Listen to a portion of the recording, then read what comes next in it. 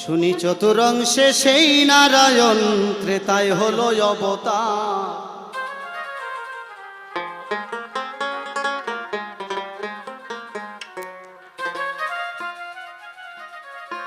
হলো রাম 14 বছর বনবাসী,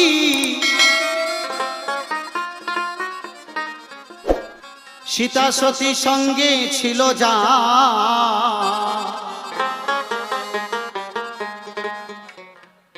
শুনি চতুরংশে সেই নারায়ণ ত্রেতায় হলো অবতার।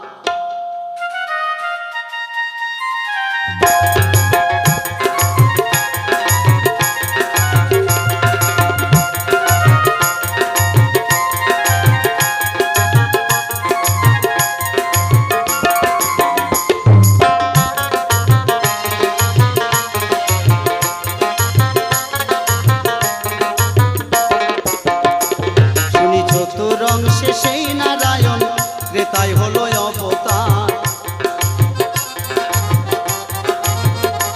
শুনি চতুরংশে সেই নারায়ণ ত্রেতায় হলো অবতার।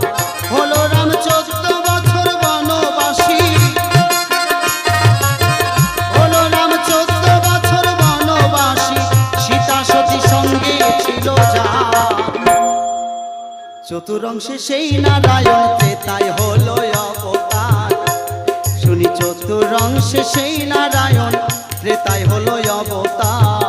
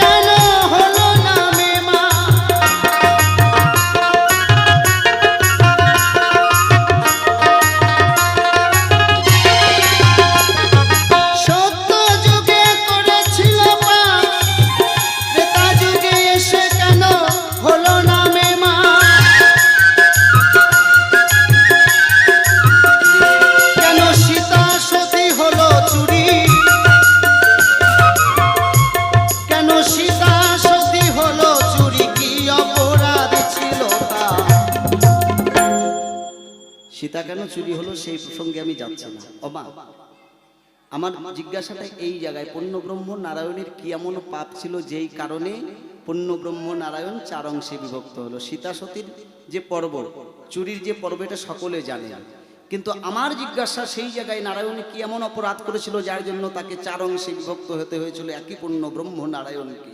তোমার কাছে আমার জিজ্ঞাসা। শুনি চতুরংশে সেই নারায়ণ ত্রেতায় হলো অবতার।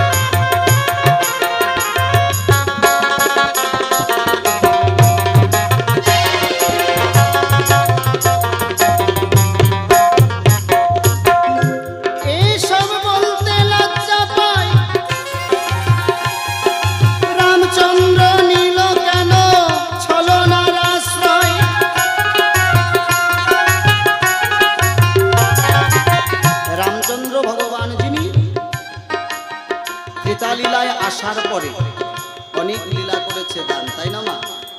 রামচন্দ্র ভগবান ত্রেতা যুগে এসে, আপনারা সকলে জানেন, বলি আপনাদের কাছে, রামচন্দ্র ভগবানের একটা জিনিস আমি দেখতে পাই রামচন্দ্র ভগবান যখন লক্ষণের বুকে শক্তিশাল বাণ পড়ে, সেই সময়ে রামচন্দ্র ভগবান ডেকে ডেকে বলে বিভীষণের ধারে, বিভীষণ তোমরা আমাকে ভগবান বলো না।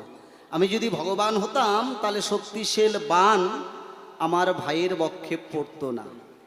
রামচন্দ্র ভগবান নিজে বলেছে, তাই না মা? তাহলে তুমি ভগবান হয়ে ত্রেতা যুগে এসে কেন তুমি ভুলে গেলে তুমি নিজেই ভগবান? এই কথাটা তুমি বিভীষণকে বললে যে তুমি আমাকে ভগবান বলো না। ভগবান যদি আমি হতাম তাহলে শক্তিশাল বাণ আমার ভাইয়ের বক্ষে পড়তো না, কিন্তু তুমি নিজেই জানো যে তুমি ভগবান।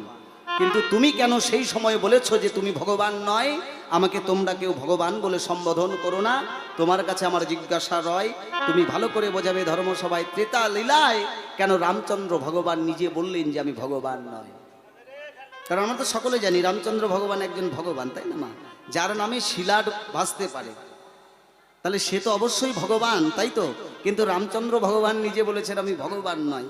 কেন তোমার এরকম কর্ম আমি ত্রেতা লীলাই দেখতে পাই? তুমি ভালো করে বোঝাবে ধর্মসভায়। জয় জয় নিতাই গৌর সীতানাথ প্রেমানন্দে হরি হরি বলো।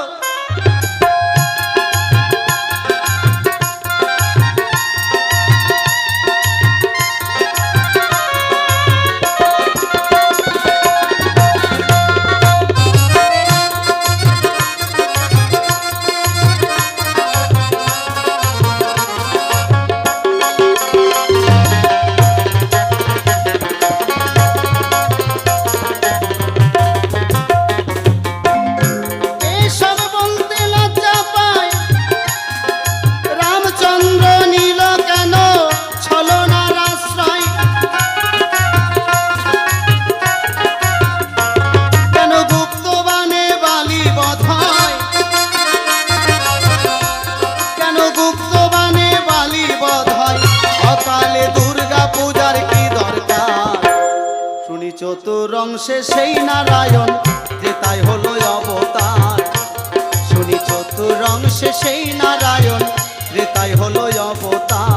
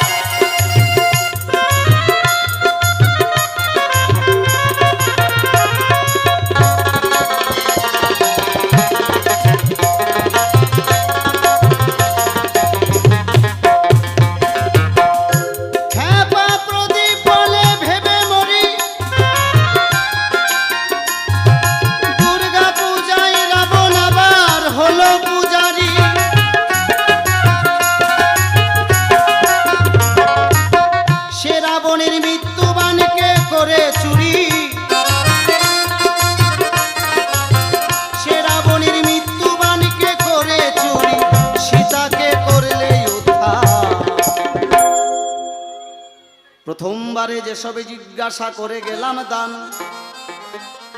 সভায় এসে ধরে ধরে তুমি দেবে সমাধান।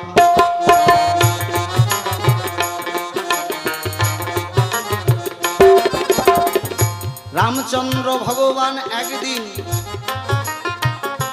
অকালে দুর্গা পূজা করে। অসময়ে দুর্গা পূজা দেখো রামচন্দ্র করে।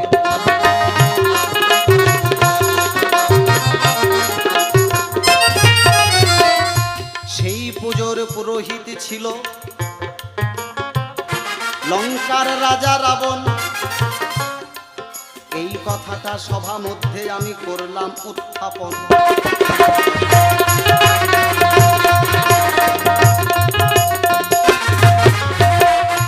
সকল জায়গায় ঘুরে ঘুরে যখন পুরোহিত পায় নাই, পুরোহিত ছিল কে? লঙ্কার রাজা রাবণ। রাবণকে দিয়ে সেই পূজা তুমি করলে সম্পরণ।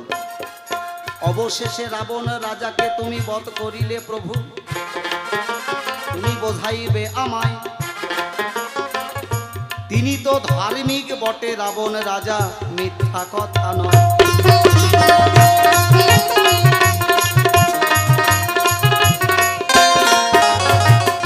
ত্রেতা যুগের কিছু ঘটনা আমি করলাম উত্থাপন, সুন্দরভাবে বোঝাইবে তুমি অগজনার্দন। তাই প্রথমবারে মঞ্চে দাঁড়িয়ে কেন বলতে যাব বেশি, বেশি বললে উনি হয়তো হবেন খুশি। হাত ফাটার বেশি কথা বলবো না, এইখানে রেখে দিলাম আমার কবির কল্পনা। এরপরে উত্তম মহন্ত আসরে আসিয়া ভগবানের ভূমিকায় দাঁড়াবেন বসিয়া। তাই যা যা জিজ্ঞাসা সভা মধ্যে করে গেলাম দান, সুন্দরভাবে বোঝাইবে ওগো ভগবান। এই পর্যন্ত করলাম ক্ষান্ত রাধাকান্ত শরীর। একবার চাঁদ বদনে সবাই মিলে বলুন হরি হরি, হরিবাল হরিবাল হরিবাল হরিবাল।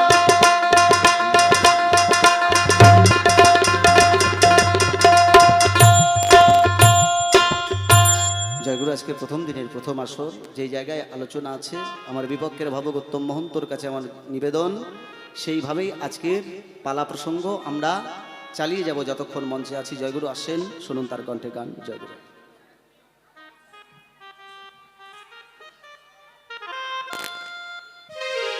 হ্যালো টিস, জয়গুরু নমস্কার। সাধুগুরু বৈষ্ণব আমার কৃষ্ণ ভক্ত গৌর ভক্ত সর্বচরণে জানাই উত্তম মহন্তের সহস্র কোটি প্রণাম। কেননা দেখতেই পাচ্ছেন ছেলে মানুষ, চলাবলাই গানের ভাবভাষায় সুরিছন্দের রাশি রাশি ভুল হয়ে যাবে। অবশ্যই নিজের সন্তান যেন ক্ষমা করে দিবেন, এই আশাটুকু নিয়ে আপনাদের সম্মুখে এসে দাঁড়িয়েছি। তাই আমার যে সকল মায়েরা আছেন, বাবারা আছেন, সবাই মিলে একটু উলুধ্বনি আর জয়ধ্বনি দিয়ে সহযোগিতা করবেন। আর আমি দেবো আমার ঠাকুরের নামের ধ্বনি। এই তিন ধ্বনিতে হবে ষড়ধ্বনি, আর এই ষড়ধ্বনির তীরে বসে সবাই হরিনাম কৃষ্ণ নাম শ্রবণ করব। জয়গুরু, জয়গুরু, জয়গুরু। জয় জয় নিতাই গৌর সীতানাথ প্রেমানন্দে হরিবল হরিবল। জয় জয় শ্রী গুরু প্রেমানন্দে হরিবল হরিবল হরিবল।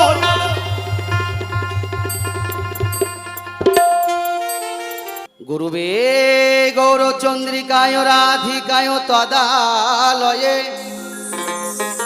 কৃষ্ণ কৃষ্ণ ভক্তায় তদ্ভক্তায় নমো নমো। অখণ্ড মণ্ডলাকারং ব্যাপ্তং যেন চরাচর, তাদ পদং দর্শিতং যেন তস্मै শ্রী গুরুবে নমো নমো। হে কৃষ্ণ সিন্ধু দীনবন্ধু জগৎপতে, গোপেশ গোপিকা কান্ত রাধা কান্ত নমস্তুতে। অজ্ঞানং তিমিরং ধস্য জ্ঞানং জনং শুলকয়া, চক্ষুর্মিলিতং যেন তস্मै শ্রী গুরুবে নমো নমো। হরে কৃষ্ণ কৃষ্ণ কৃষ্ণ হরে হরে, হরে রাম রাম রাম হরে হরে।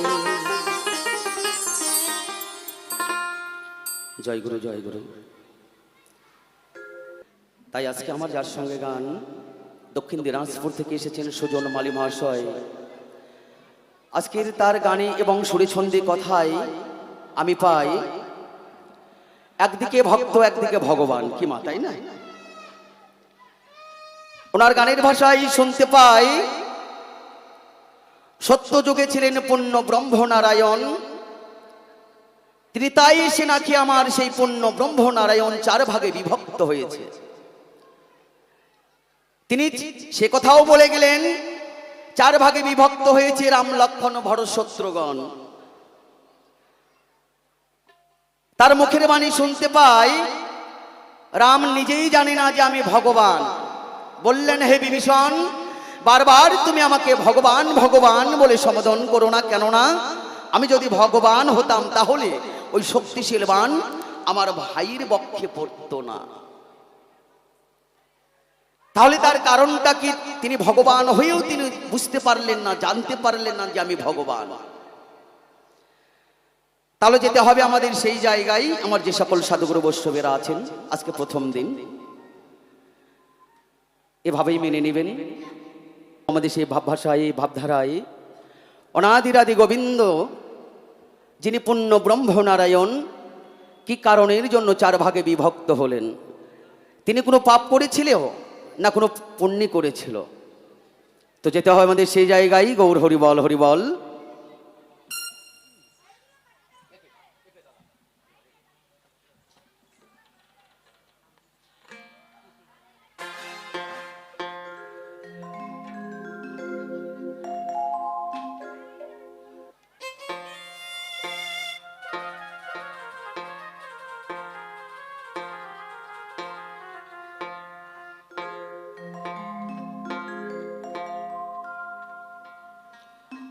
যার জন্য এই জগৎ বাঁধা,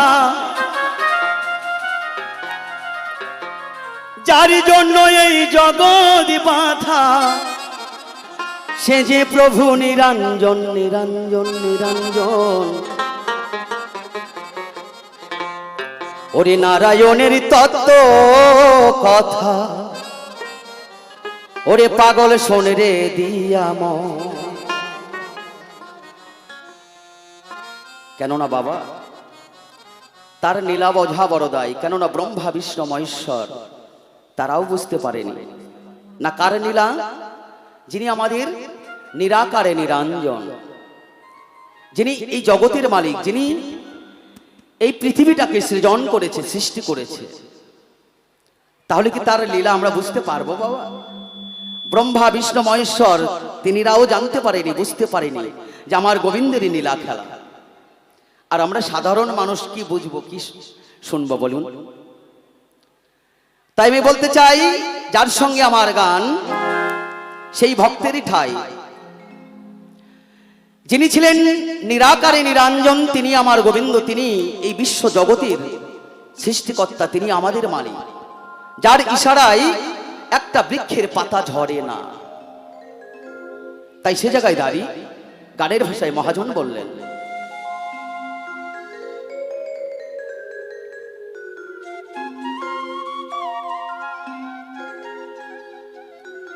যার নামেতে জগৎ বাঁধা,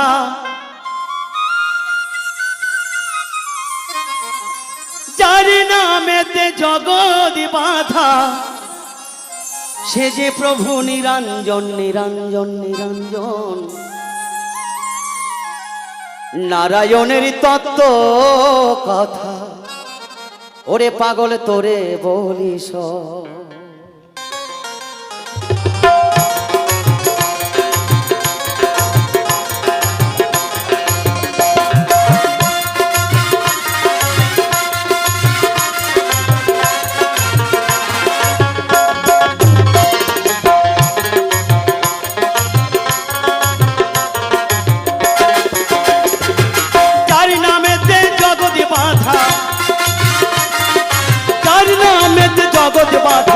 সে যে প্রভু নিরঞ্জন, নারায়ণের তত্ত্ব কথা তোরে বলি শোন। নারায়ণের তত্ত্ব কথা তোরে বলি শোন, তোরে বলি শোন, তোরে বলি শোন। জয় জয় সদ্গুরু বৈষ্ণব প্রেমানন্দ হরিবল হরিবল হরিবল হরিবল।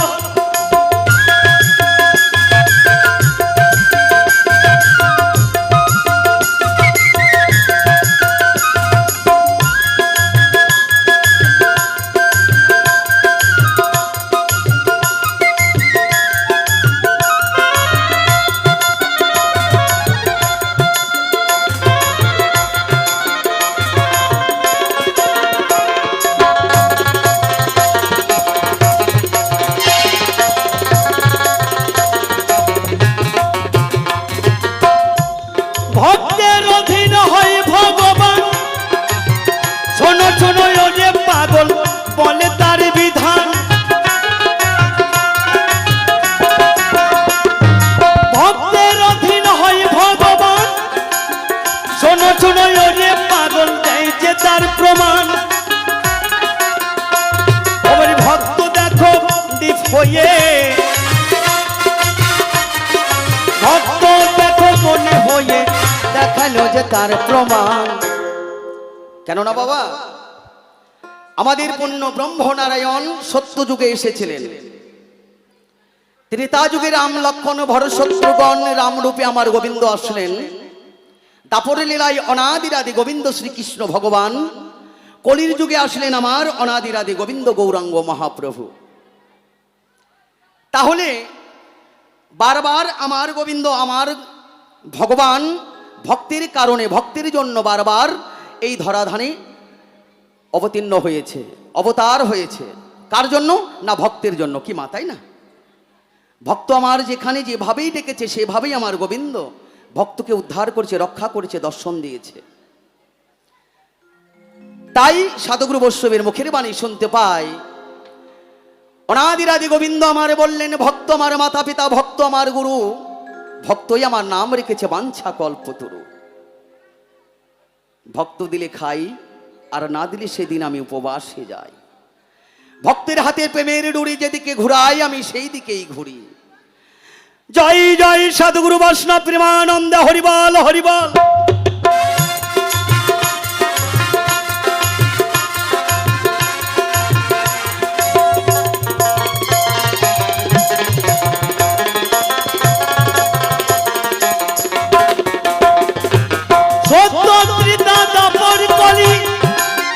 শোনো শোনো ওরে পাগল তোমারে বলি,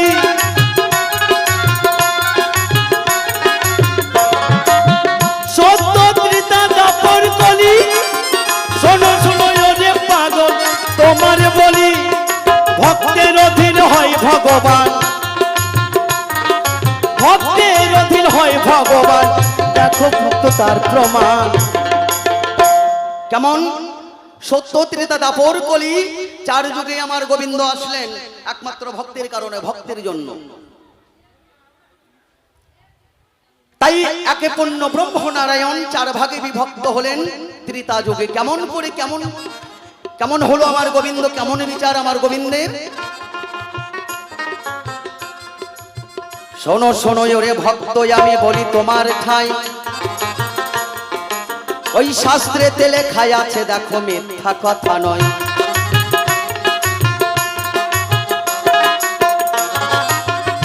একদিন পূর্ণ ব্রহ্ম নারায়ণ আমার শয়নে আছে বিশ্রাম কারাগারে, দেখো মিথ্যা কথা নয়।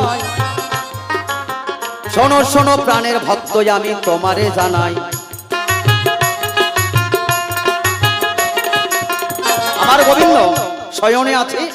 এমন সময় নারায়ণের গুরুদেব স্বর্ণমণি গোবিন্দের সঙ্গে সাক্ষাৎ করার জন্য, শিষ্য ছেলের সঙ্গে সাক্ষাৎ করার জন্য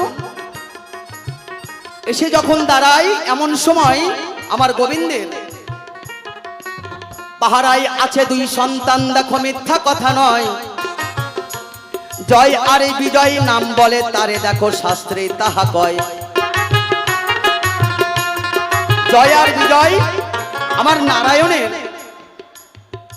ওই দ্বারের দারোয়ান হয়ে দাঁড়িয়ে আছে। এমন সময় মণিবরকে দেখে বলছে, মণিবর ভিতরে প্রবেশ করা এখন যাবে না, কেননা আমাদের প্রভুর মানা আছে। কেননা এখন আমাদের প্রভু শয়নে আছে, তাই ভিতরে প্রবেশ করা যাবে না। যখন মণিবরকে কথা বলে জয় আর বিজয়, সঙ্গে সঙ্গে মণিবর দেখো কি কর্ম করিল। শোনো শোনো ওরে ভক্ত আমার সবাই বলাই ভালো,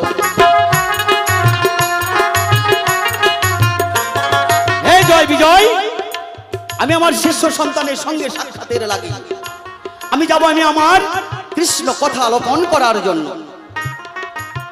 আর তুমি বাধা দিলে আমাকে যাও, আমি তোমাকে অভিশাপ করছি।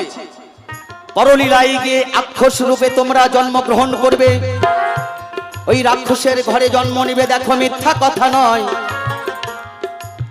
শোনো শোনো প্রাণের ভক্ত আমি তোমারে জানাই।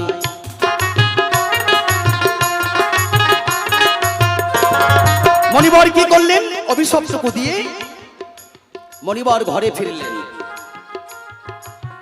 জয় আর বিজয় গিয়ে নারায়ণের চরণ ধরে কাকুতি মিনতি করছে, হে গোবিন্দ, হে ভগবান, আচ্ছা আপনার কথা রাখতে গিয়ে মণিবর যে আমাদেরকে অভিশাপ করেছে প্রভু, আমরা নাকি পরলীলায় গিয়ে রাক্ষস করে জন্ম নিতে হবে।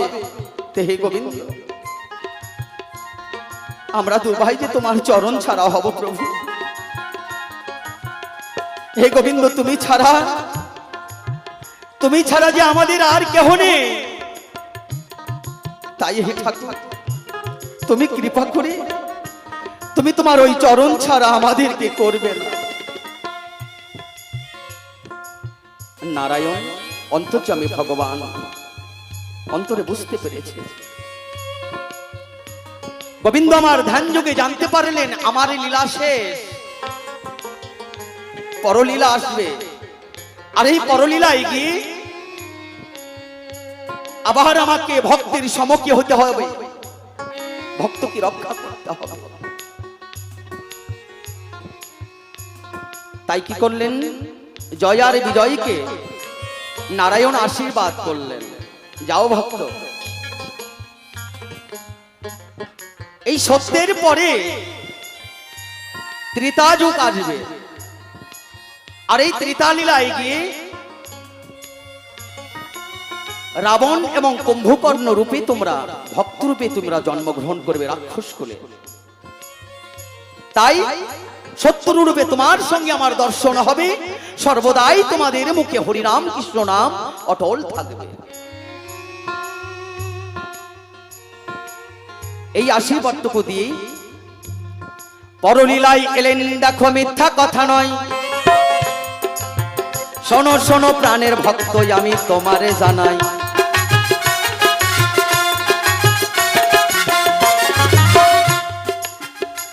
শুধু তাই নয়, শুধু সে কথা নয় মা,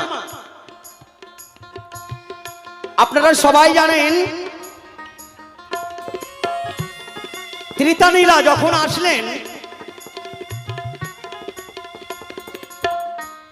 অযোধ্যা নগরে একজন রাজা ছিল। দেখো সর্বশাস্ত্রে কয় ওই দশরথের নামে রাজা ছিল, তাহার পুত্র সন্তান নাই। তাই না?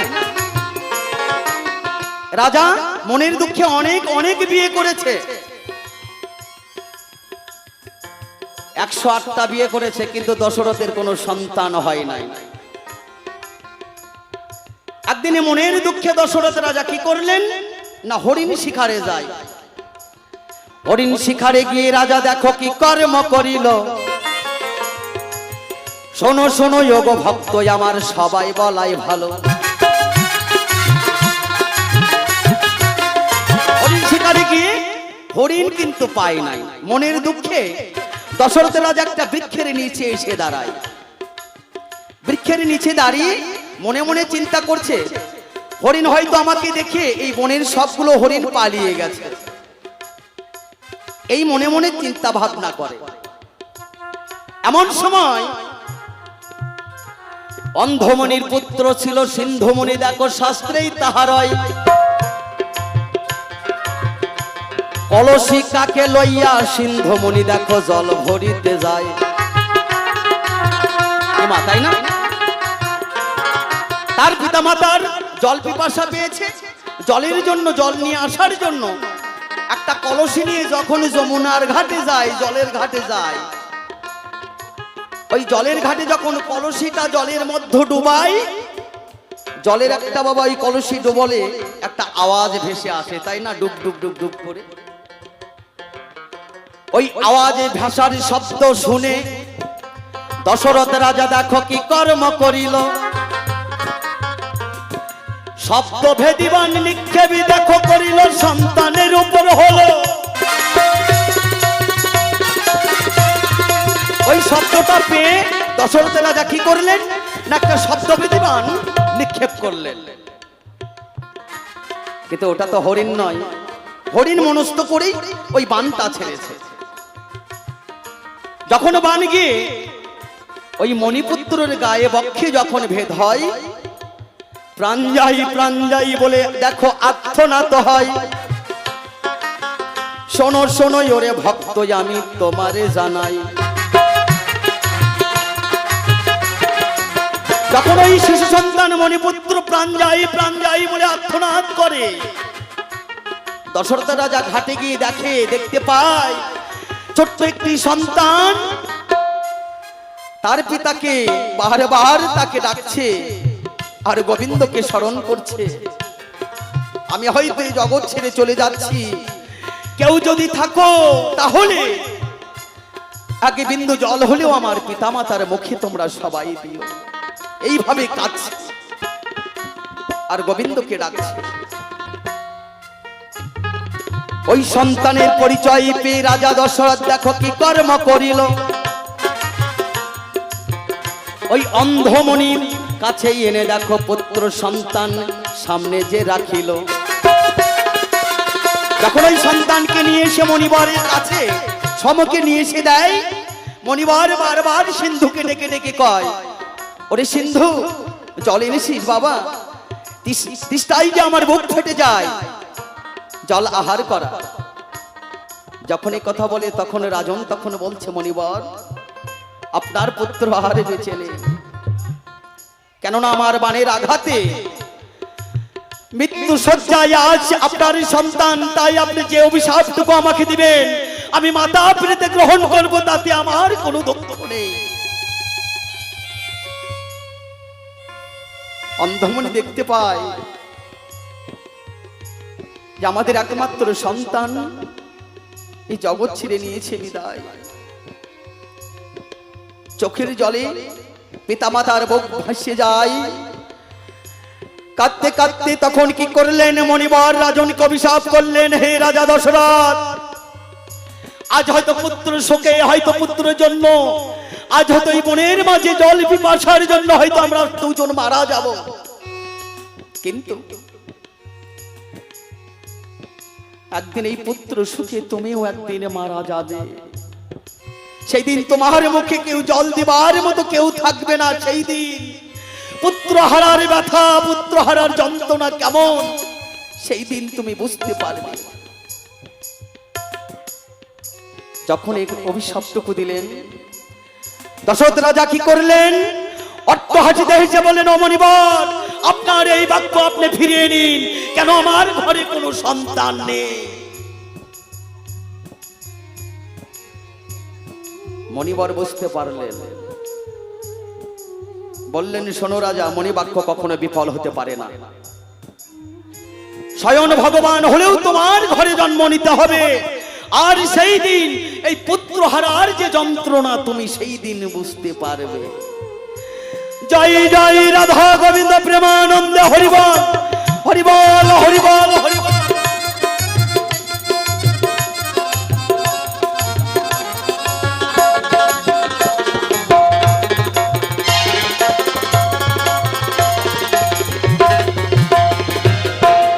ওই মণিবাক্যই দেখো সেই কর্ম যে হলো,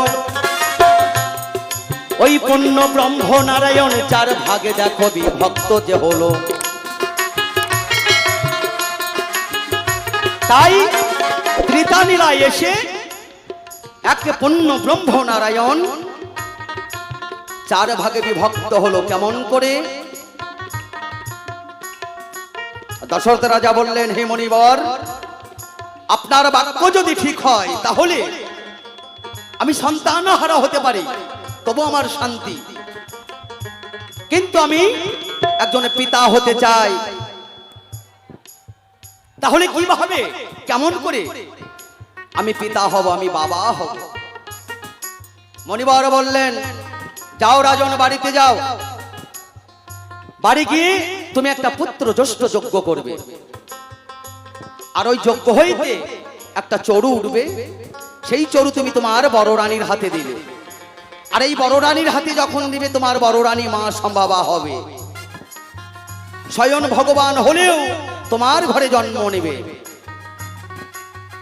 যখন এই যজ্ঞ করে, যজ্ঞ করার পরে ওই চরুটি উঠার পরে তখন বড় রানীর হাতে যখন দিলেন, বড় রানী হাতে নিয়ে মনের আনন্দে মা হবে বলে মনস্থ করলেন, আনন্দে আত্মহারা হয়ে পড়লেন। এর মাঝে ছোট দুই রানী এসে বড় রানীকে বললেন, ও দিদি, তুমি শুধু একাই মা হবে গো, আমাদের তো মা হবার আশা জাগে, তো ওই ফল থেকে, ওই চরু থেকে একটু আমাদেরকে ভাগ দাও না গো, আমরা একটু মা হব। বড় রানী কি করলেন, ওই চরু হইতে দুই রানীকে ভাগ করে দিলেন। বড় রানী বললেন, শোনো রানী, এই চরু খেয়ে যদি আমরা সবাই মা হই, তাহলে আমার সন্তানের তোমার সন্তানেরা যেন দাসত্ব করে। এইভাবে প্রতিজ্ঞায় আবদ্ধ হলো। চরু খেয়ে যখন তারা মা সম্ভবা হয়, অনাদিরাদি গোবিন্দ পূর্ণ ব্রহ্ম নারায়ণ চার ভাগে বিভক্ত হয়ে দশরথের ঘরে আসে রাম লক্ষ্মণ ভরতশত্রুঘ্ন। জয় জয় নিতাই গৌর সীতানাথ প্রেমানন্দ হরিবল হরিবল।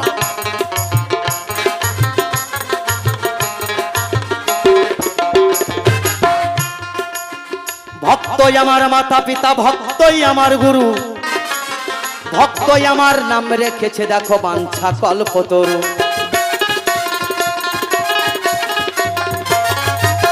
উনি বললেন, যেদিন রাম রাবণের যেদিন যুদ্ধ হয়, সেই দিন নাকি রাবণ রাজা কি করলেন, শক্তিশালী বাণ তার আঘাতে লক্ষ্মণ মারা গেলেন। কিন্তু রাম ভগবান তিনি জানতে পারলেন না যে আমি ভগবান। হে বিভীষণ, তুমি বারবার ভগবান ভগবান বলে তুমি সম্বোধন করো না, কেননা আমি যদি ভগবান হতাম তাহলে আমি জানতে পারতাম, বুঝতে পারতাম আমার ভাইয়ের বক্ষে আজকে শক্তিশালী বাণ আঘাত করবে, তাহলে আমি নিজেই বুক পেতে দিতাম। তো আমি বলতে চাই, ভক্ত তোমার ঠাই ত্রেতানীলায় রামচন্দ্র ভগবান কখনো বুঝতে পারে আমি ভগবান, কখনো বুঝতে পারে আমি তোমাদের মতো রক্তে মাংসে গড়া মানুষ। কখনো ভগবান বলে জানে, কখনো ভগবান বলে মানতে পারেন না, ভুলে যায়। তারও কি কারণ? তাই বলতে চাই তোমার ঠাই, তাহলে আমার রামচন্দ্র ভগবান তিনি কেন বললেন যে আমি ভগবান নয়? কি বাবা, তাই না?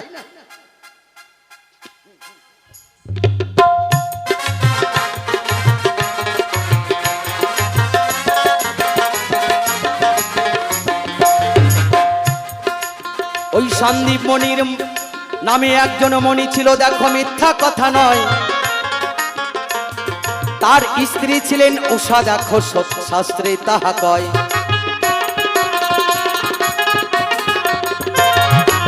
এই সন্দীপ মণির স্ত্রী ছিলেন গর্ভবতী, আপনারা সবাই জানেন।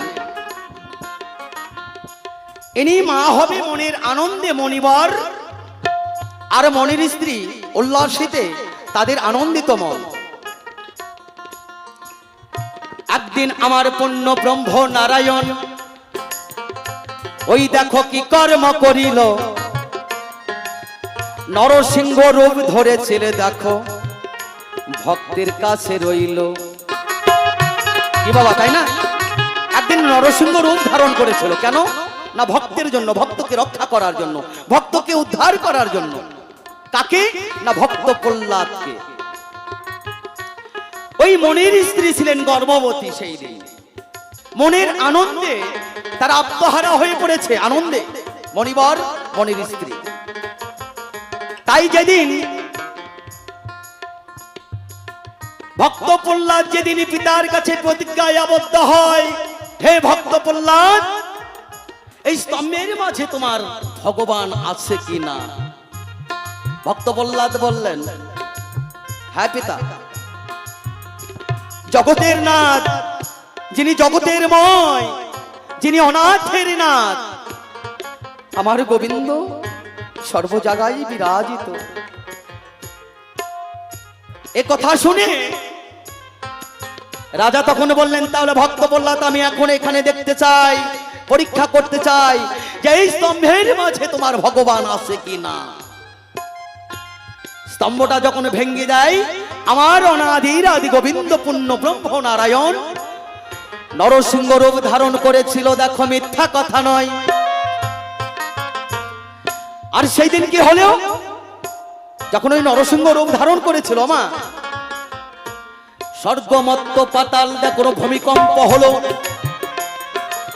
ওই দেখো শাস্ত্রেই তাহা কয়, শোনো শোনো ওরে ভক্ত আমি তোমারে জানাই। যখন এই স্বর্গবর্ত পাতাল সেদিন নরসিংহ রূপ ধারণ করার পরে যখন ভূমিকম্পে যখন কম্পিত হয়, ওই মনির স্ত্রী তখন কি হলো? গর্ভপাত হয়ে গেল। দেখো শাস্ত্রেই তাহা কয়, যখন ওই গর্ভপাত হয়ে যায়, মরিবার সঙ্গে সঙ্গে অনাদিরাদি গোবিন্দ পূর্ণ ব্রহ্ম নারায়ণ তাকে অভিশাপ করে, হে নারায়ণ, আজ আমাদের মনের আশা মনের বাসনা তুমি আঘাত করলে। আজ যে সন্তান যে ভক্ত এই জগতের মাঝে আসবে তাকে তুমি নষ্ট করলে, বিনাশ করলে। তাই আমি তোমাকে অভিশাপ করছি, পরলীলায় গিয়ে তুমি যে ভগবান তোমার মনে হবে না, তোমার মনে থাকবে না। তুমি কখনো তুমি ভগবান তোমার মনে হবে, কখনো তুমি রক্তে মাংসে গড়া তুমি মানুষ তোমাকে মনে হতে হবে।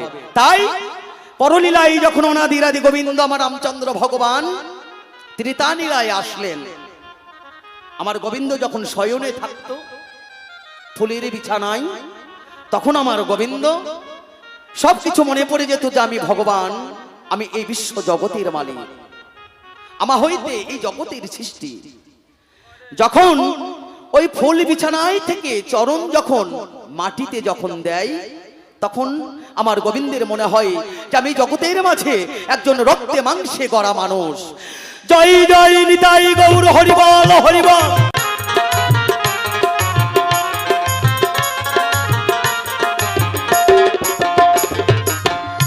এই তো তোমার কথার জবাব কথাই মিটে যায়, শোনো শোনো ওরে ভক্ত আমি এ সবাই জানাই।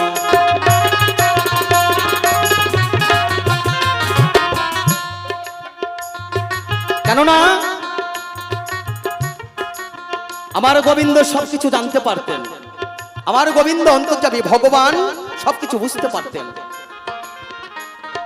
আমি যখন শয়নে থাকি তখন আমার সবকিছু মনে পড়ে যায়, আর যখন আমি আমার চরণ এই মৃত্তিকার উপরে যখন আমি রাখি, তখন আমি রক্তে মাংসে গড়া মানুষ, তখন আমি সবকিছু ভুলে যাই। কেন? কেননা ওই মনির অভিশাপ ছিলেন, ওই মনির অভিশাপ ছিলেন, তার জন্যই আমার গোবিন্দ ভক্তা অধীনে ভগবান। ওই দেখো শাস্ত্রেই তাহা কয়, শোনো শোনো প্রাণের ভক্ত তোমারে জানাই।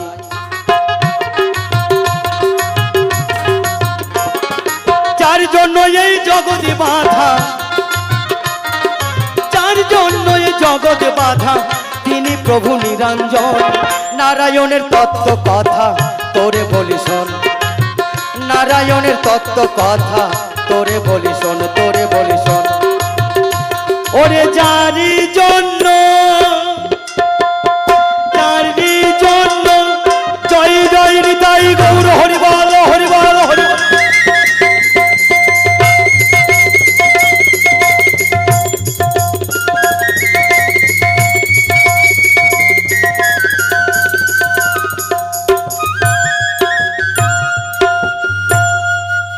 জয় গুরু। হ্যালো। যে জিজ্ঞাসার মধ্যে করেছিলাম, আজকে সর্বপ্রথম আসরের প্রবেশ সঠিকভাবে দিয়েছেন তার উপদেশ, তাই না মা? যেহেতু আজকে প্রথম অনুষ্ঠান, প্রথম আসর, সেই জন্য এই আসরটা আমরা একটু অন্যভাবে গাইতে চেয়েছিলাম, ভক্ত ভগবান পালার মধ্য দিয়ে। সত্যতেতা দাপরকলি এই চারটা যুগ, এই চারটা যুগের কিছু আলোচনা এই মঞ্চে সর্বপ্রথম তুলে ধরেছিলাম, যেহেতু প্রথম মঞ্চ, তাই ভক্ত ভগবানের ভাবধারায় উনি দিয়েছেন তার সমাধান। ত্রেতা যুগে রামচন্দ্র ভগবান নাকি ভুলে গেলেন তিনি নিজেই ভগবান। এবারে চলে যায় দাপর লীলায়। দাপর লীলায় ভগবান শ্রীকৃষ্ণ সদা সর্বদাই ভগবান শ্রীকৃষ্ণ বলেছে, মা সত্যযুগে নারায়ণ, ত্রেতা যুগে রামচন্দ্র বললেন আমি ভগবান নয়, কলিতে গৌরাঙ্গ মহাপ্রভু বললেন আমি ভগবান নয়, কিন্তু দাপর যুগে ভগবান শ্রীকৃষ্ণ গীতার পাতায় বললেন আমি ভগবান, আমাকে তোমরা ভজনা করো। তাই তো বাবা, দাপর লীলায় গীতার পাতায় ভগবান শ্রীকৃষ্ণ বললেন আমি ভগবান, আমাকে তোমরা ভজনা করো। তাহলে তোমার কাছে আমার জিজ্ঞাসা রয়, দাপর লীলায় যেতে চাই, দাপর যুগে ভগবান শ্রীকৃষ্ণ কেন বলে যে আমি ভগবান, আমাকে তোমরা ভজনা করো? আমার কথা ছাড়া বৃক্ষের একটা পাতাও নড়তে পারে না।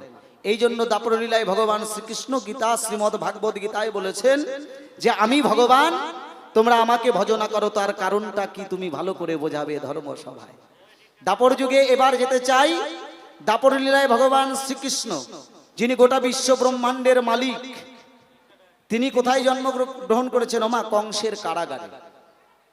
তাহলে যিনি বিশ্ব ব্রহ্মাণ্ডের মালিক তিনি কেন জন্মগ্রহণ করেছেন কংসের কারাগারে? তুমি ভালো করে বোঝাবে ধর্মসভা পড়ে। সাধারণ মানুষ, আমরা সাধারণ জীব।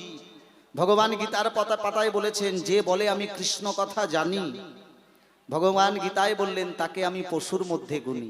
তাই না মা? সনাতন ধর্মের 4টা বেদ, 14টা শাস্ত্র, একটা একটা করে পাতা যদি আমরা পড়তে যাই জীবনের আয়ু ততদিন থাকবে না।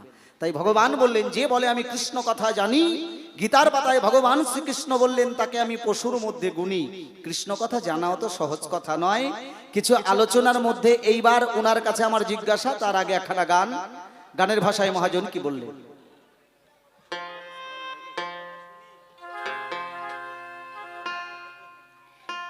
এ নাম যতই শুনি ততই যেন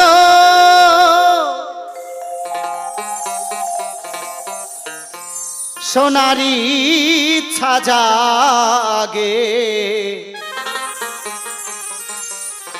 এ কৃষ্ণ নাম যতই শুনি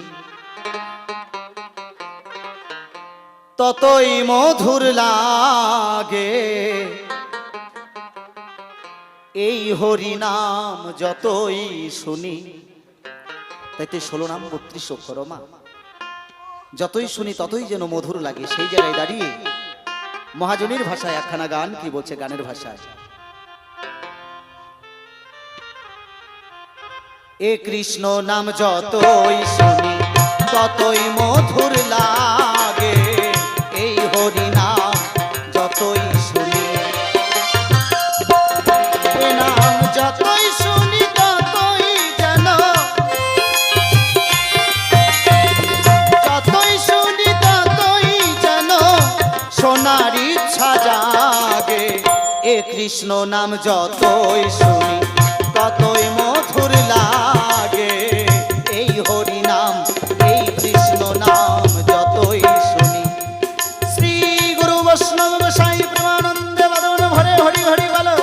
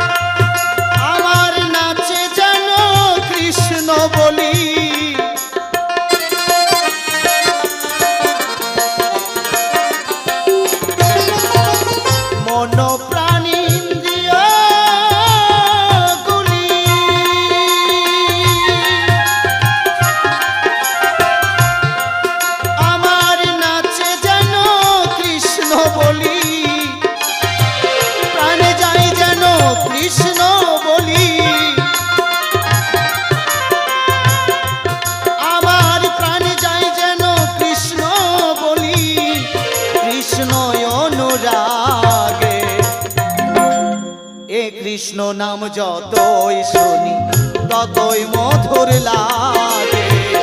এই হরি নাম, এই কৃষ্ণ নাম যতই শুনি।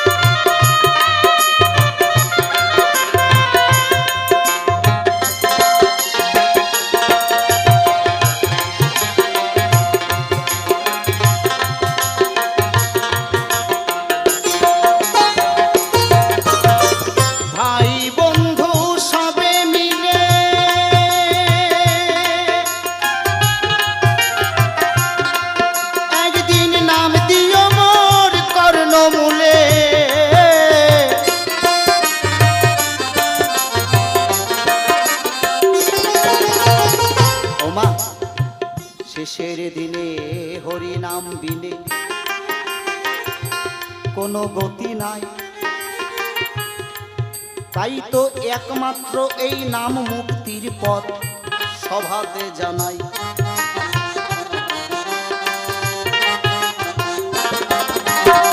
সনাতন ধর্মে জন্মগ্রহণ করে এই নামের প্রতি যদি কারো রুচি হারায়, তাকে নরক দর্শন করতে হবে। ওমা, তাকে নরক দর্শন করতে হবে। তো তাই কৃষ্ণ নাম, আমি কিছুক্ষণ আগে একটা কথা বুঝিয়েছিলাম, এই নামের মধ্যেই আছে নামই। এই জন্য শেষের দিনে একমাত্র এই হরি নাম বিনে জগতে আর কিছু নাই। স্ত্রী পুত্র পরিজন বাড়ি গাড়ি সকল কিছু একদিন পড়ে রবে, শুধু রব না আমি। ভগবান পৃথিবীতে সম্পন্ন জীবের আয়ু সর্বপ্রথম দিয়েছিলেন মাত্র 40 বছর। মানুষ বুদ্ধিমান জীব, তাতে সন্তুষ্ট হলেন না, মনে মনে চিন্তা করলেন আয়ুটাকে বাড়িয়ে কি করে 100 বছর করা যায়। প্রভুর কাছে গিয়ে যখন নালিশ জানালেন, ডেকে ডেকে কয় প্রভুর ঠাই, প্রভু সবার উপরে মানুষ সত্য, তার উপরে কেহ নাই। আর এই মানুষের আয়ু যদি 40 বছর হয় তাহলে কেমন হয়, তাই না? প্রভুর কাছে গিয়ে যখন নালিশ জানালেন, প্রভু ডেকে ডেকে বলে, যাও, গোটা বিশ্ব ব্রহ্মাণ্ডে সকল জীবের আয়ু দেওয়া হয়ে গেছে 40 বছর করে, আর অবশিষ্ট আয়ু কোনো বাকি নাই। তোমাদের আয়ু যদি বাড়াতে যাও তাহলে মর্তধামে যাও, মর্তধামে গিয়ে দেখো কিছু দূর দূরে একটা কুকুর শোয়া আছে, সেই কুকুরের কাছ থেকে 20 বছর আয়ু নিয়ে নাও। মানুষের ছিল 40, আর মর্তধামে এসে কুকুরের কাছ থেকে পেল 20। ও বাবা, কত হলো? 60 বছর। তাও মানুষের আশা মেটে না। রাস্তায় যেতে যেতে এক গাধার সঙ্গে দেখা হলে গাধাকে ডেকে বলছে, ভাই তুমি তো নির্বোধ গাধা, অযথা ধুকে ধুকে সংসারের বোঝা টানা তোমার কাজ, তোমার 20 বছর আয়ু আমাকে দিয়ে দাও। 20 বছর আয়ু গাধার কাছ থেকে নিল, মানুষের হয়ে গেল 80 বছর। তাও মানুষের আশা মেটে না। রাস্তায় যেতে যেতে এক শকুনের সঙ্গে দেখা হলে শকুনকে ডেকে বলছে, ভাই তুমি তো শকুন, তোমার 40 বছর আয়ু দিয়ে কি হবে, তোমার 20 বছর আয়ু আমাকে দিয়ে দাও। শকুনের কাছ থেকে যখন 20 বছর আয়ু নিল, মানুষের কত হলো মা? 100 বছর। কথাটা কেন বললাম? এই মানুষের মতো বাঁচা হলো 40 বছর। একটা মানুষের মতো বাঁচা হলো 40 বছর। এই 40 বছরের মধ্যে পড়াশোনা, এই 40 বছরের মধ্যে ধন দৌলত, এই 40 বছরের মধ্যে হরি কথা কৃষ্ণ কথার আসরে এসে না বসলে 40 যখন পেরিয়ে যাবে, একটা বৃদ্ধ বাবা মা যদি 1 ঘন্টা 2 ঘন্টা বসে হরি নাম কৃষ্ণ নাম শোনে, হাতে পায়ের গিটে গিটে ব্যথা করবে। অনেক সময় পাগুলো সামনের দিকে লম্বা করে দেওয়ার ইচ্ছা করবে, তাই না মা? হরি কথা কৃষ্ণ কথা এই কান দিয়ে ঢুকবে আর এই কান দিয়ে বেরিয়ে যাবে। কেননা মনে যদি না শান্তি থাকে, শরীরে যদি শান্তি না থাকে, কোনো জিনিস ভালো লাগে না। তাহলে একটা মানুষের যখন 60 বছর বয়স হয়, এই মানুষটার ধুকে ধুকে সংসারের বোঝা টানা, গাধার জীবন শুরু হয়ে যায়। এই মানুষের জীবনটাকে তখন গাধার সঙ্গে তুলনা করা হয়। আর কিছুদিন পরে আপনি ছেলের বিয়ে দিলেন, সুন্দরী একটা বৌমা নিয়ে আসলেন ঘরে, ছেলের বউ ভালো একটা জায়গায় যাচ্ছে, আপনি বাড়িতে বৃদ্ধ অবস্থায়, বৃদ্ধ বাবা মা ডেকে ডেকে বলছে, ও মা বাড়িতে একটু দেখবেন। মানে আপনার আর যাওয়া হলো না, গেল ছেলে আর বৌমা। তাহলে তখন আপনার এই জীবনটা কুকুরের সঙ্গে তুলনা করা হয়। কুকুর যেমন গেরস্তর বাড়ি পাহারা দেয়, তথাপি নিজে দেখো তখন কুকুরের সঙ্গে তুলনা হয়। আর কিছুদিন পরে যখন চলাফেরা করতে পারছেন না, লাঠি হাতে নিয়ে তিন মাথায় এক করে বসে থাকতে হচ্ছে শকুনের মতন করে। পাশ দিয়ে নাতি নাতনি ছেলে ছেলের বৌমা হেঁটে গেল, আপনি বৃদ্ধ অবস্থায় বসে আছেন, আপনার দিকে আর কেউ নজর দেয় না, ওই জন্য আপনার জীবনটা তখন শকুনের সঙ্গে তুলনা হয়ে যায়। জয় জয় নিতাই গৌর সীতানাথ।